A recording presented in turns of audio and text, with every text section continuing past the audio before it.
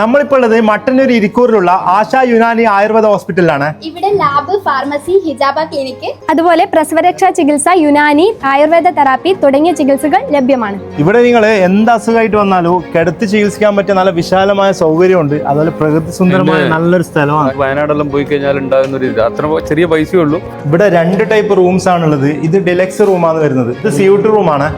എല്ലാം attached bathroom, അതേപോലെ AC, television കാര്യങ്ങളൊക്കെ ഉണ്ട്. അപ്പോൾ ഹിജാമ ചെയ്യാൻ ഞാൻ കുറേ കാലമായിട്ട് ആഗ്രഹിച്ചതായിരുന്നു. അപ്പോൾ പേടി കാരണമാണ് ശരിക്കും ചെയ്യാൻ.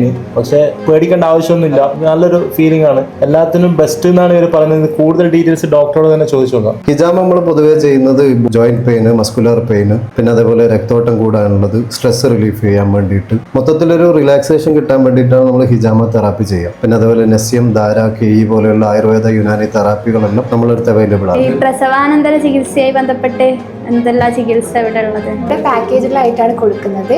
7, 14, 21, 28, 40 ഡേയ്സിലായിട്ട് താമസ സൗകര്യത്തോട് കൂടിയിട്ടാണ് ട്രീറ്റ്മെന്റ് പ്രൊവൈഡ് ചെയ്യുന്നത്.